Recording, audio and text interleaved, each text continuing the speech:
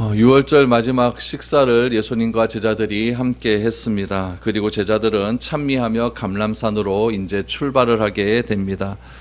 예루살렘 성에서 나와 감람산으로 가시는 길에 예수님과 제자들의 대화가 오늘 본문에 나타납니다.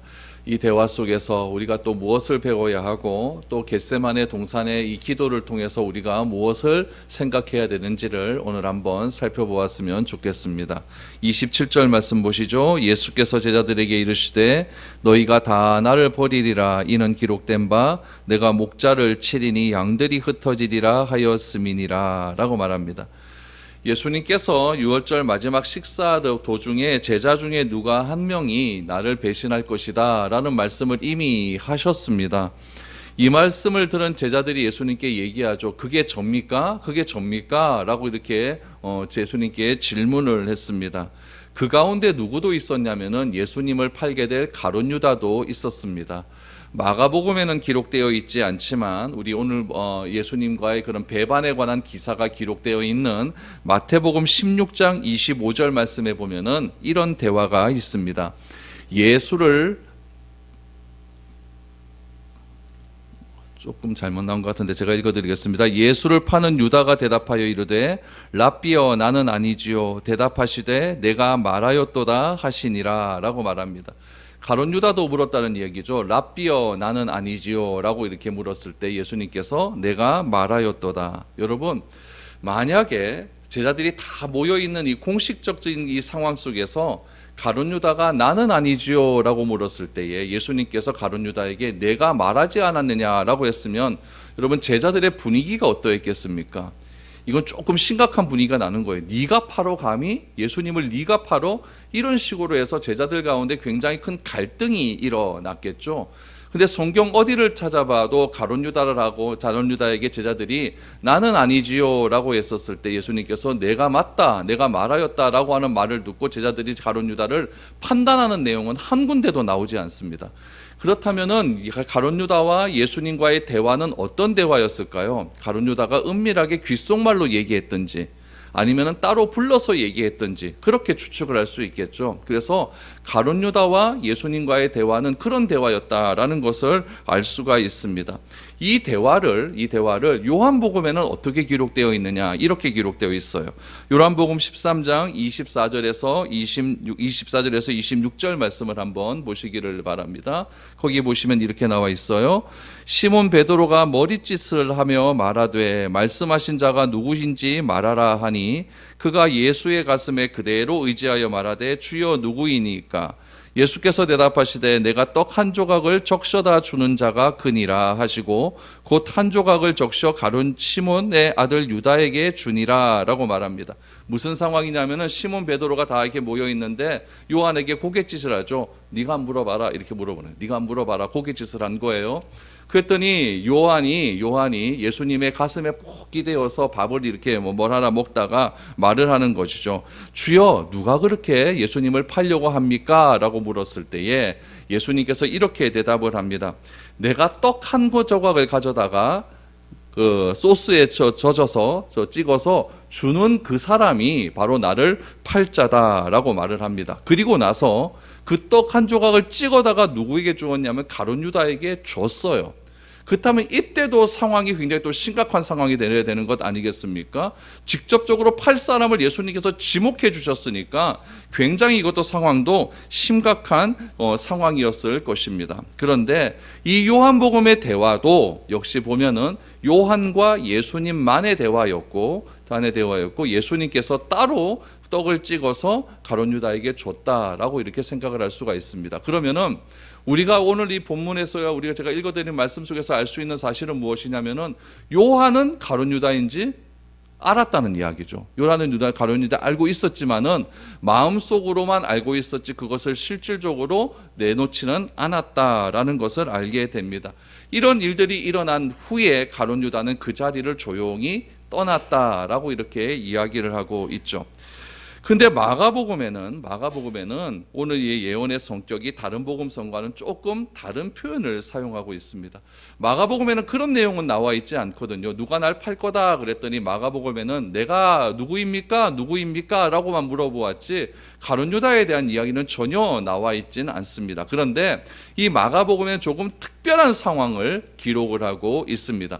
가룟 유다가 떠나고 이제 예수님과 제자들이 찬미를 한 후에 예루살렘 성전을 나왔습니다. 나와서 겟세마네 동산으로 나가는 길에 예수님께서 오늘 27절 말씀을 하시는 거예요. 뭐라고 말씀하시냐? 27절 다시 보시죠. 너희가 다 나를 버리리라 라고 말합니다. 너희가 다 나를 버리리라 라고 말하면서 두 가지 중요한 사실을 말씀하십니다. 첫 번째 사실은 무엇이냐면은 제자들이 떠날 것을 예고했는데 이 떠날 것, 제자들이 떠난다는 것은 구약 선지서에 예언된 내용이다라는 것을 강조하시죠. 그래서 27절에 보니까 기록된 바라고 나오지 않습니까? 어디에 기록되었느냐? 스가랴 13장 7절 말씀에 기록이 되어 있습니다. 이렇게 나와 있죠. 만군의 여호와가 말하노라 칼아 깨어서 내 목자 내 짝된 자를 치라. 목자를 치면 양이 흩어지려니와 작은 자들 위에는 내가 내 손을 들이우리라 라고 말합니다. 여기서 예수님 자신을 누구로 지금 표현하고 있냐면 스가랴는 내 목자 내 짝된 자라고 이렇게 표현을 하고 있습니다.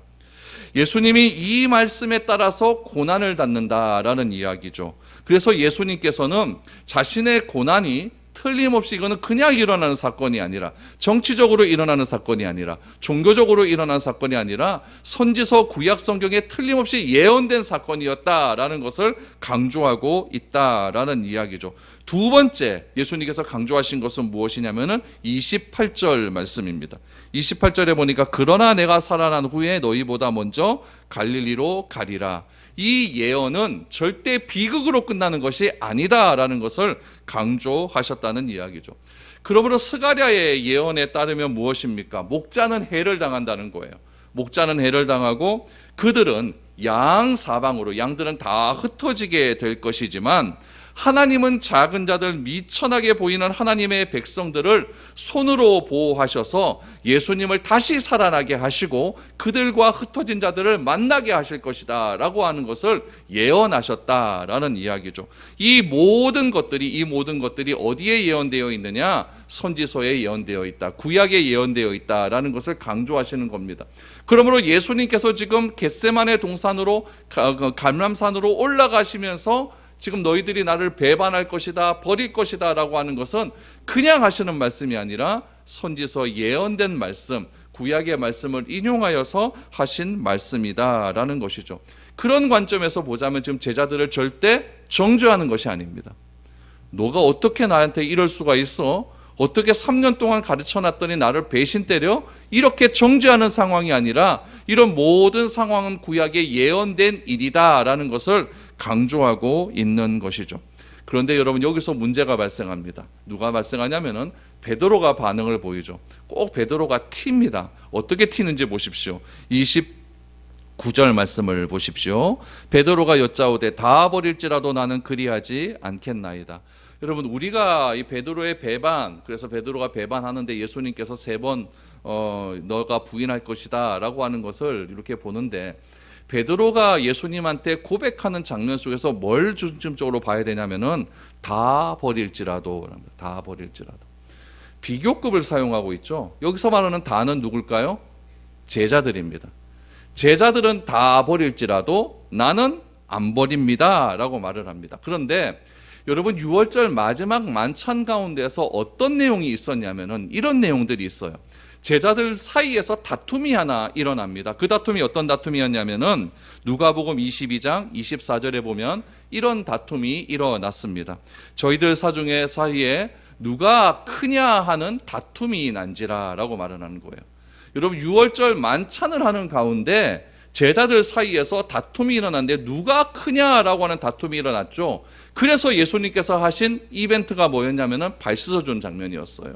너희는 낮아져야 된다라고 이렇게 말씀하시는 거죠. 그럼 여러분, 제자들 사이에서 다툼이 일어났단 말이죠. 6월절 만찬잔에서 다툼이 일어나고 예수님께서 떡을 떼주시고 또한 발도 씻겨주시고 나는 죽는다라고 하는 그런 말씀까지 하셨단 말이에요. 그 말씀을 다 하시고 나서 지금 찬미하고 지금 예루살렘 선을 나왔거든요. 나왔은 상태에서 제자들이 하는 말이 뭐냐? 다 버릴지라도 나는 버리지 않겠습니다. 베드로의 마음 가운데 무슨 마음이 아직 남아있는 겁니까? 다툼의 마음이 남아있는 거예요. 예수님께서 발을 씻겨주실 때 베드로는 뭐라고 얘기했습니까? 나는 머리부터 발끝까지 씻겨주십시오라고 말하지 않았습니까? 그 정도로 말한 베드로가 아직까지도 자기가 높아져야 되겠다는 마음을 포기를 하지 못하는 겁니다. 다 버릴지라도 나는 버리지 않겠나이다. 이렇게 이야기를 하고 있는 것이죠. 여러분, 이런 분위기가 잔을 받고 떡을 받은 후에 완전히 사라졌을까요? 안 사라졌음을 보여주고 있는 거예요. 그들이 성찬식을 합니다. 예수님의 마지막 설교도 들었어요. 예수님께서 죽는다라고 하는 말씀까지 다 들었습니다. 여러분, 선생님 되신 예수님께서 제자들의 발까지 씻겨주셨어요. 그럼 뭔가 변화된 모습이 그들 가운데 있어야 되는데 그들은 아직까지도 나는 더 높아져야 되겠다라고 하는 그런 자기 중심적인 생각들이 아직까지 남아있다는 이야기죠.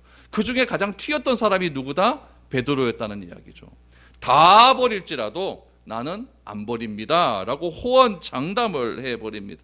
이런 말을 들었을 때에 너는 정말 그래? 이렇게 나는 너를 믿어 이렇게 말이 나와야 되겠지만은 예수님은 단호하게 말씀하시죠. 30절 보세요. 예수께서 이르시되 내가 진실로 내게 이르노니 오늘 이 밤 닭이 2번 울기 전에 내가 3번 나를 부인하리라. 예수님은 다른 제자들과 비교하면서 자신은 절대로 버리지 않겠다라고 말한 베드로에게 여러분 카운터 펀치를 날립니다. 그를 칭찬하지 않았어요.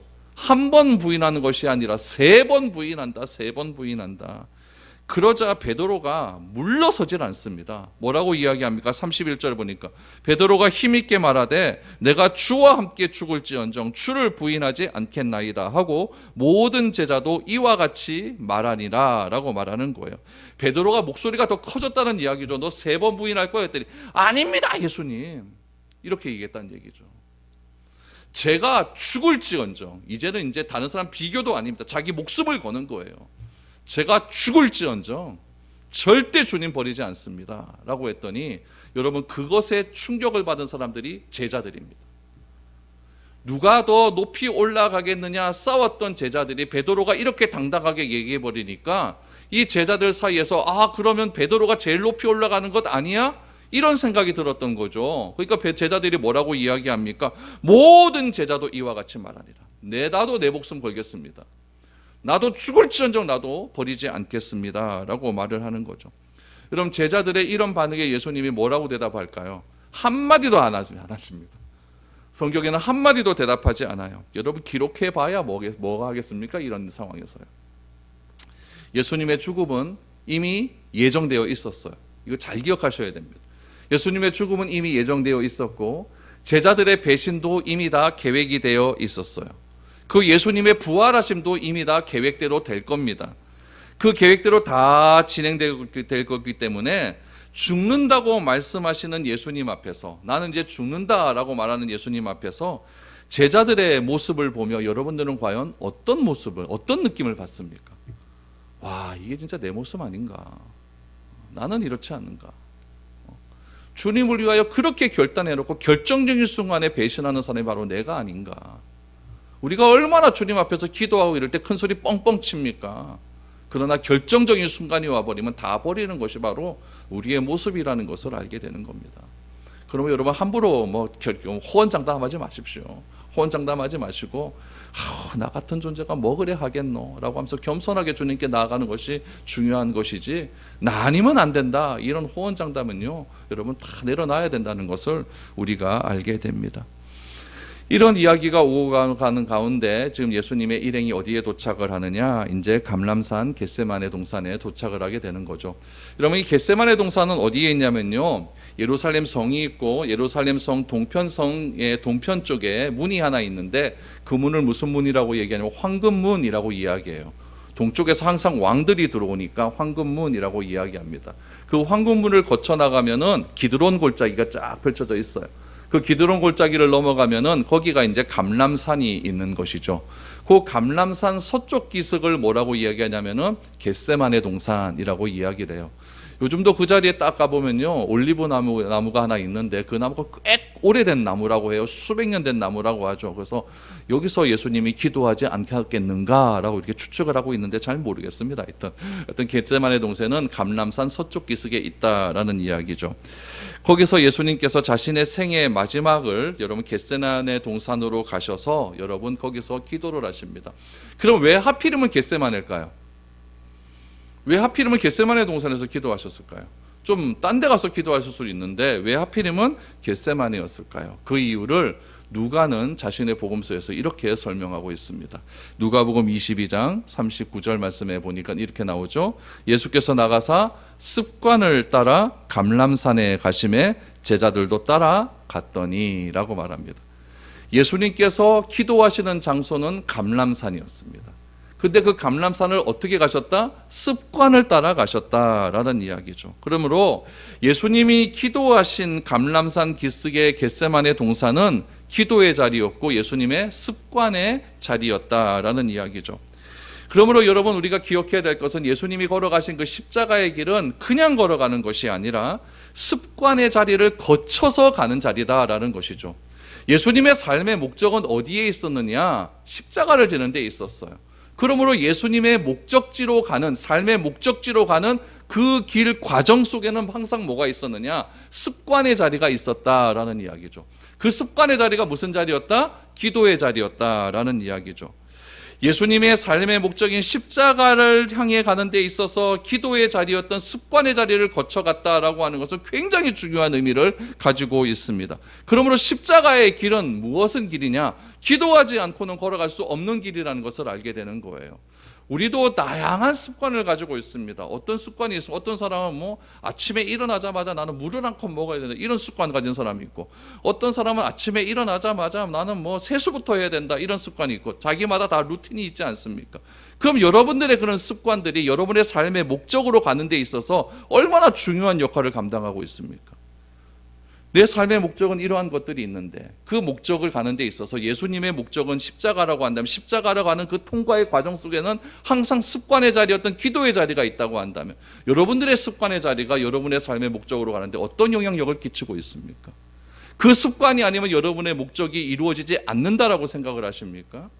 예수님은 십자가의 길은 자신이 누누이 행하셨던 습관의 자리였던 기도가 이루어지지 않고서는 그 십자가 자리, 십자가의 목적지로 가지 못한다고 생각하셨기 때문에 가장 마지막 시간을 어디에 투자를 하셨느냐? 습관을 따라 기도의 자리에 투자를 하고 있는 거예요. 여러분들이 만약 내일 죽는다라고 생각하면 가장 먼저 뭐 하겠습니까? 사랑하는 가족들과 함께 보낼 것 아닙니까? 또 그 가족들에게 하지 못하는 말, 그런 말 할 것 아닙니까? 그런데 예수님께서는 이제 이날 저녁에 잡혀가십니다. 잡혀가시는데 이날 저녁에 하신 일이 무엇이냐? 습관을 쫓아 기도의 자리로 가셨다. 그러므로 십자가의 길은 여러분 기도가 없이는, 기도가 수반되지 않고는 가지 못하는 그런 길이라는 것을 우리는 알게 되는 것이죠. 그래서 이 습관을 따라 쫓아갔던 이 겟세마네 동산에서 제자들에게 한 가지 당부를 하십니다. 32절 말씀을 보시죠. 그들이 겟세마네라 하는 곳의 이름에 예수께서 제자들에게 이르시되 내가 기도할 동안에 너희는 여기 앉아 있으라 하시고 라고 말합니다.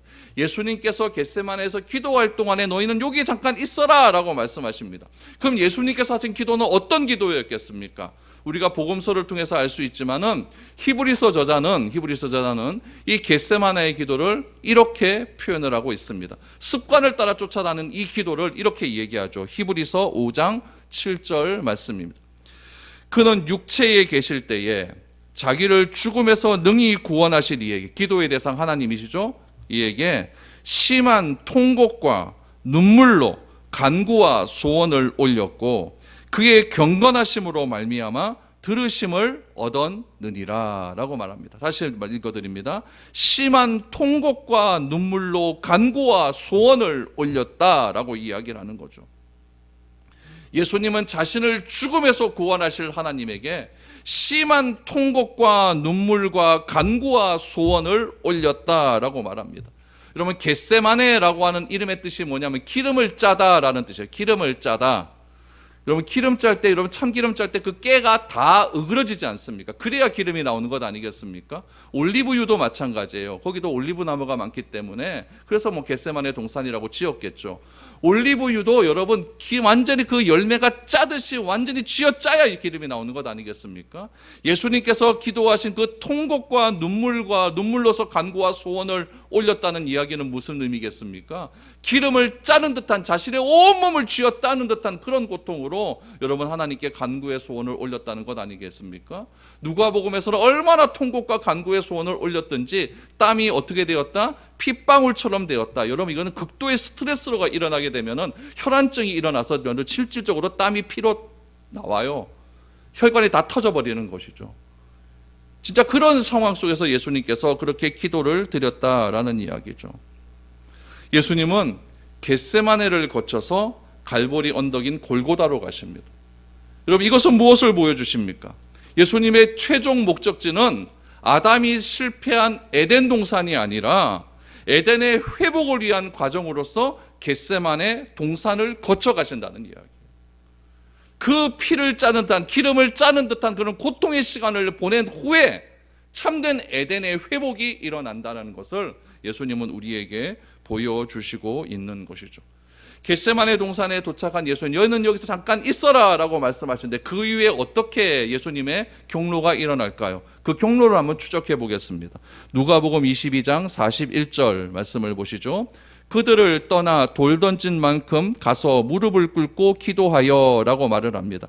여기서 여러분 그들을 떠나라고 했는데 돌 던질 만큼 떨어져서 무릎을 꿇고 기도했다라고 말하지 않습니까? 근데 오늘 본문 33절 34절에 보면은 베드로와 야고보와 요한을 데리고 가실새 심히 놀라시며 슬퍼하사라고 말을 했어요. 그러니까 이런 거예요.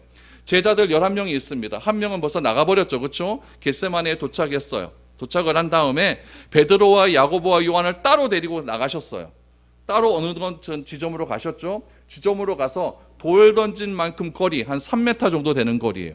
그 3m 정도 되는 거리에 뛰어서 예수님은 따로 기도하신 거죠. 그러니까 예수님 계시고 3m 떨어진 곳에 누가 있습니까? 3명의 제자들이 있습니다. 이 3명의 제자가 떨어진 곳에 또 다른 나머지 제자들이 남아 있었다는 이야기죠. 그 3명의 제자들에게 예수님께서 따로 당부하신 일이 있습니다. 여러분, 이 33절 34절이 굉장히 중요한데 따로 데리고 가서 어떻게 하셨는가를 보십시오. 33절 베드로와 야고보와 요한을 데리고 가실새 심히 놀라시며 슬퍼하사 말씀하시되 내 마음이 심히 고민하여 죽게 되었으니 너희는 여기 머물러 깨어 있으라 하시고 라고 말을 합니다. 여러분, 세상의 제자들과 함께 기도할 장소를 찾으시다가 예수님의 심정을, 기도할 장소를 찾으시는 예수님의 심정을 마가는 어떻게 표현하고 있냐면은 심히 매우 놀라시며 슬퍼하면서 이야기했다라고 말합니다. 매우 놀라시며 슬퍼하면서 제자들에게 뭐라고 이야기했느냐? 내가 고민하여 죽게 되었다라고 말합니다. 내가 고민하여 죽게 되었다. 이 말은 뭐냐면은 예수님 마음 가운데 두려움과 공포가 임했다는 뜻이에요. 굉장한 스트레스가 임하는 거죠. 스트레스가 임하고 스트레스가 너무나 강하게 임하다 보면 여러분 두려움과 공포가 임하게 됩니다. 이게 더하다 보면 공황장애가 오는 것 아니겠어요? 그런 것들이 막 임하게 되는 거예요. 왜 예수님에게 이런 두려움과 공포가 임했을까요? 우리는 보편적으로 이것을 어떻게 해석을 했냐면은 십자가의 고통 때문이다라고 해석을 했어요. 그럼 여기서 여러분 한 가지 의문을 가져야 됩니다. 예수님이 십자가를 지는 것을 알고 있었습니까? 몰랐습니까? 알고 있었어요. 예수님은 3번이나 제자들에게 이미 말씀하셨고 다락방 강화에서 제자들에게 설교하실 때 또다시 예수님은 십자가의 고통에 대해서 말씀하십니다. 겟세마네로 오는 도중에 나는 죽게 될 것이고 너희는 다 흩어지실 것이라는 얘기를 또 예수님께서 하셨습니다. 그럼 예수님의 십자가의 고통, 십자가를 죽는다라고 하는 것은 예수님이 이미 알고 있는 사실이고 그 알고 있다고 하는 사실은 무엇이냐? 고통도 다 안다는 이야기예요. 다 알고 있다는 이야기예요. 그런데 예수님이 이 땅에 오신 목적은 뭐냐? 또 십자가를 지기 위해서 오셨거든요. 자신이 걸어가야 길을 그렇게 한 걸음 한 걸음 걸어가고 있는 거예요. 여러분도 어떤 계획을 딱 세워놓고 그 계획대로 착착착착 지내면 얼마나 그거 괜찮은 일입니까? 예수님은 삶의 계획대로 다 진행되어 가고 있거든요. 근데 왜 스트레스 받고 이렇게 두려움과 공포가 임했을까요? 좀 더 깊이 생각을 해봐야 됩니다. 물론 여러분, 십자가의 고통 예수님도 느끼고 있었겠죠. 인간의 몸으로 오셨으니까 느끼고 있었겠죠. 근데 단지 그것만일까요? 그건 아니라는 이야기예요. 그것만이라고 하면은 너무 이거 조금 좀 그래요. 그거 이상의 것이 있다는 이야기예요. 그럼 그거 이상의 것, 왜 겟세마네에서 제자들에게 놀라고 슬퍼하시면서 고민하는 모습을 보여야 될까요? 여러분, 예수님께서 십자가에서 예수님께서 지금 이 시간에 십자가를 지시기 전에 이 시간에 경험하는 고통은 어떤 고통이었느냐? 하나님과 하나 되지 않고는 경험할 수 없는 고통입니다. 이게 무슨 말이냐면은 예수님께서 제자들이 이렇게 물어봤습니다. 예수님, 하나님을 좀 보여주십시오 라고 얘기했을 때 예수님이 뭐라고 말씀하셨냐면은 나를 본 자는 하나님을 보았다라고 말을 했습니다. 하나님의 말씀이 뭡니까? 라고 했을 때는 나는 하나님이 하시는 말만 한다 라고 말씀하시면서 예수님은 곧 하나님이다, 예수님은 하나님과 하나다 라고 하는 사실을 굉장히 강조하셨습니다. 여러분은 예수님이 하나님이라는 사실을 분명히 믿고 있죠. 이 사실을 기억해야 됩니다. 그런다면 여러분, 예수님이 십자가에 달려 죽으신다라고 하는 사실은 무엇을 의미하냐면은 하나된 하나님과의 관계가 끊어진다는 이야기예요. 하나된 하나님과의 관계가 단절된다는 이야기예요. 여러분, 하나된 하나님과의 관계가 단절된다는 이야기는 육신이 당하는 고통에 비할 바가 아닙니다. 사람이 당하는 스트레스 중에서 최고 높은 스트레스가 뭔지 압니까? 배우자를 잃었을 때의 스트레스예요. 한평생 살았던 배우자가 죽었을 때 그 스트레스는요, 여러분, 견디기 힘들다는 이야기. 뭐 살건 뭐 좋건 나빴건 간에 그 관계가 끊어진다는 것은 여러분 굉장히 심한 스트레스로 담는다는 얘기예요. 그래서 이혼할 때 막 또 다른 스트레스, 뭐 배우자가 먼저 죽을 때 그 고통은 이로 말할 수가 없다고 그렇게 통계로 다 나와 있어요. 여러분, 예수님께서 하나님과 분리가 됩니다. 단절돼야 되는 그 고통은 인간의 모든 죄를 짊어져야만 가능한 고통입니다. 하나님과 끊어져야 된다는 이 고통은 상상할 수도 짐작할 수도 없는 고통입니다. 예수님이 여러분 죄를 알까요, 모를까요? 예수님은 죄하고 관련이 없는 분입니다. 근데 죄와 관련이 없는 분이 죄인으로서 십자가에 달려야 된다는 이야기는, 죄인으로 인정을 받아야 된다는 얘기는 하나님은 죄가 없으시기 때문에 거룩한 분만 다가갈 수가 있는데, 예수님이 죄인으로서 십자가에 달려야 된다는 얘기는 하나님께 더 이상 가까이 가지 못한다는 의미가 되는 거예요. 하나님과의 단절이에요. 하나님과 끊어지는 거예요. 이 고통을 어디에 비할 수가 있겠습니까? 이 사실을 이사야는 이렇게 표현합니다. 이사야 53장에 보면 여러분, 그는 치고 우리의 죄를 지고, 여러분 이것만 생각하시는데 이것 말씀을 결론 짓는 말씀이 이사야 53장 12절 말씀입니다.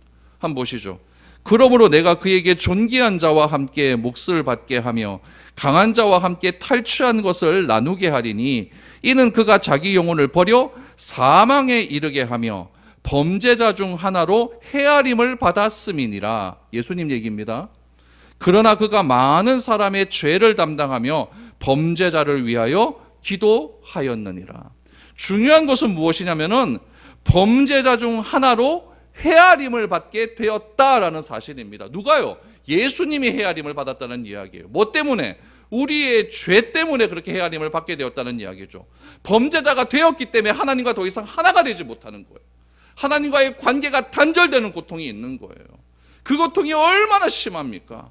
그 고통이 너무 심하자 제자들에게 이야기합니다. 내가 혼자 이 고통이 감당할 수 없으니, 죽게 되었으니 너무나 심히 죽게 해서 너희는 깨어 있어라, 깨어 있어라. 이렇게 예수님께서 제자들에게 간구하며 이야기하고 있는 것이죠. 여러분, 우리는 어떻습니까? 우리는 사람 하나 관계 끊는 것 굉장히 쉽게 생각합니다. 뭐 나에게 조금 뭐 잘못해서 너 안 보면 그만해, 차라 그만, 이렇게 말하는 경우가 얼마나 많이 있습니다. 나하고 안 맞으면 그만이지. 내가 조금 뭐 잘못 지었어요. 그래서 하나님과 관계가 좀 멀어지는 거, 이거 별로 이상하게 생각도 하지 않습니다. 일주일 지나도록 기도 한 번 안 해요.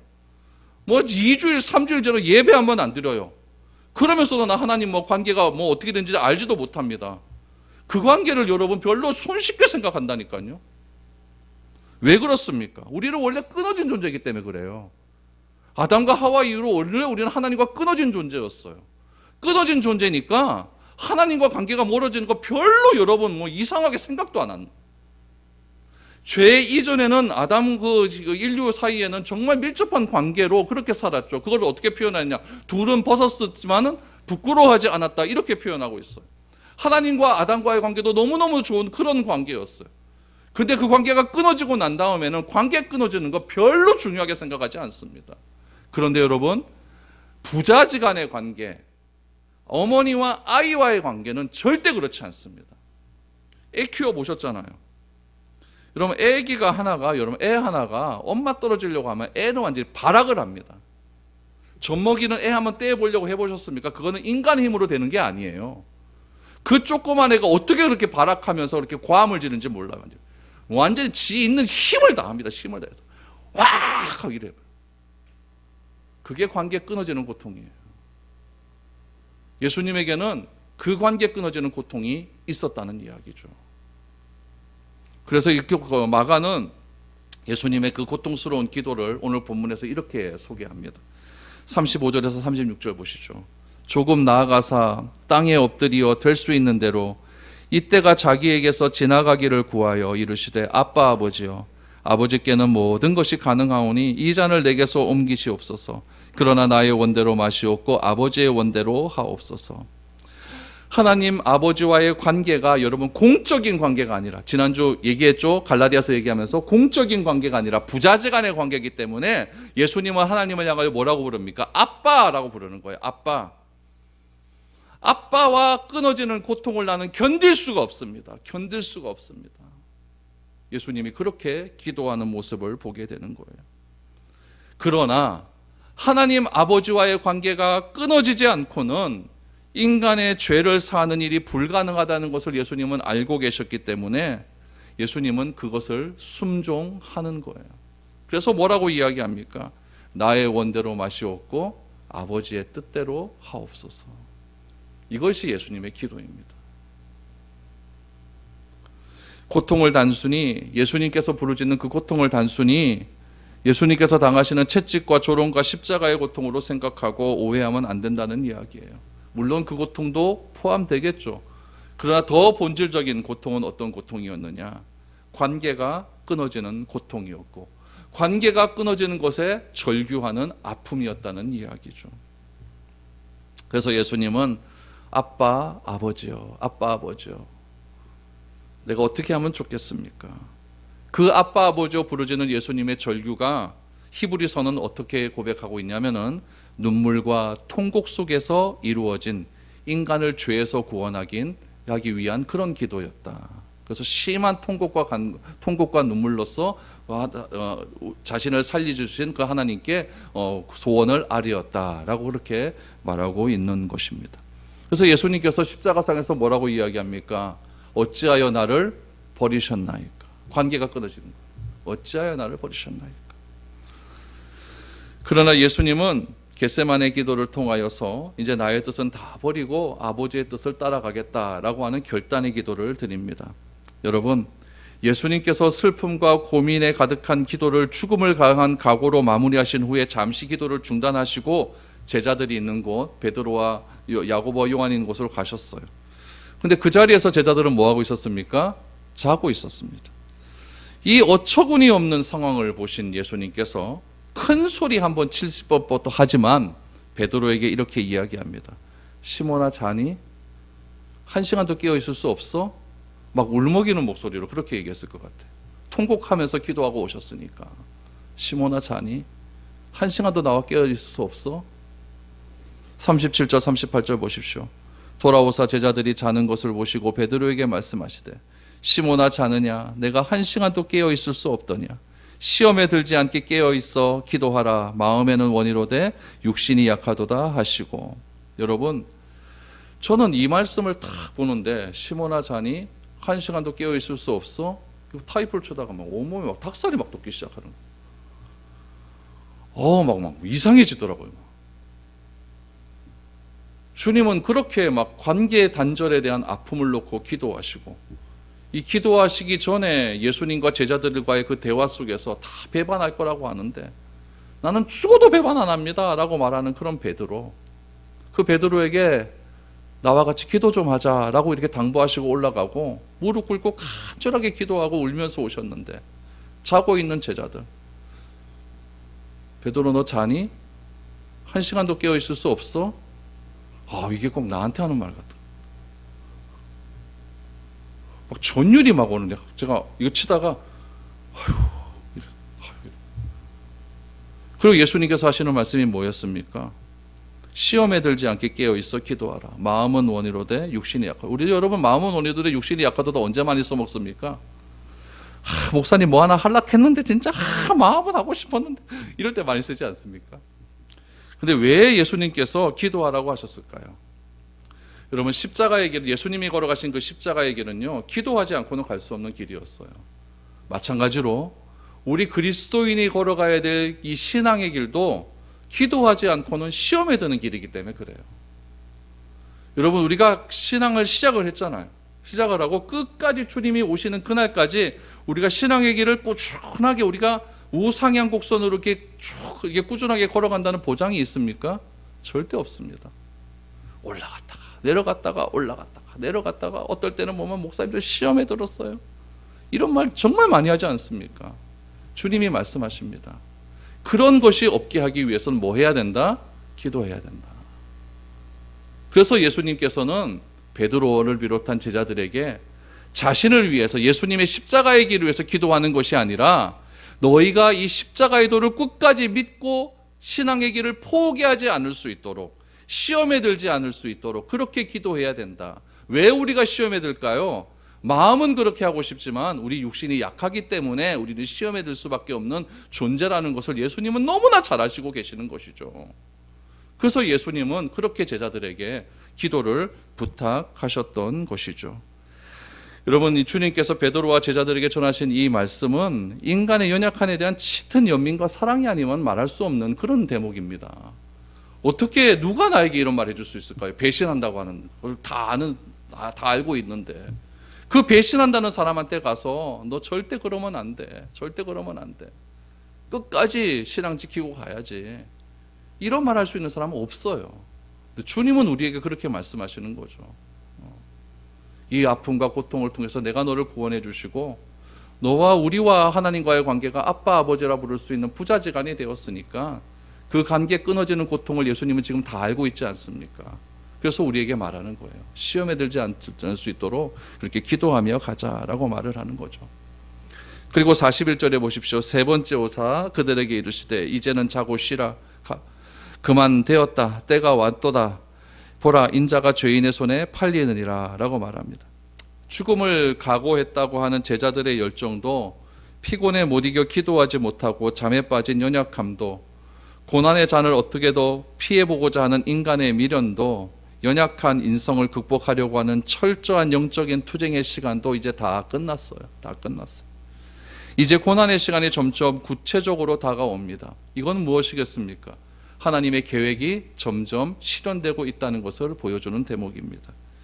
자신이 짊어져야 하는 죽음의 십자가를 담대히 지시기로 결단한 예수님께서 이제 오늘 본문 마지막 절에서 이렇게 이야기합니다. 일어나라, 함께 가자. 보라, 나를 파는 자가 가까이 왔느니라. 예수님께서 겟세마네 동산에서 기도를 다 마치신 후, 자기와 싸움을 다 마치신 후, 여러분 마치 이거 같지 않습니까? 자신을 잡으러 온 사람을 마중 나가는 것 같은 그런 느낌이 안 듭니까? 우리는 반가운 사람 오면 마중 나가는데, 예수님은 이제 가자, 이제 가자. 나를 파는 자가 가까이 온다 라고 하면서 현관문에서 마치 기다리고 있는 그런 예수님의 모습을 보게 됩니다. 오늘 말씀을 한번 정리를 한번 해보죠. 여러분, 겟세마네 기도는 어떤 기도일까요? 겟세마네 기도는 첫 번째, 절대적으로 복종하겠다고 하는 기도입니다. 그래서 이 나의 고집과 나의 의지를 꺾고 내가 이제 하나님의 뜻에 철저하게 복종하겠다고 하는 복종의 기도가 겟세마네 기도입니다. 두 번째는 어떤 기도일까요? 이 기도는 나를 이기는 순종의 기도라는 의미에서 승리의 기도입니다. 참된 기도라는 것은 뭐냐면은 내 고집과 아집으로 인하여서 내가 원하는 바를 이루는 것이 참된 기도의 응답이 아니라 내 고집을 꺾고 하나님의 고집에 순종하는 것이 진짜 기도의 응답입니다. 그런 의미에서 이 겟세마네 기도는 승리의 기도입니다. 세 번째, 이 겟세마네 기도는 어떤 기도이냐? 나를 꺾고 세상을 이기고 끝까지 신앙의 길을 완주할 수 있는 완주의 기도입니다. 오늘 예수님은 이 세 가지의 기도를 우리에게 말씀해 주셨습니다. 예수님께서 하나님 아버지와의 관계가 끊어지는 기도를 통해서 내가 하나님 아버지와 화해될 수 있는 귀한 길을 우리에게 열어주셨습니다.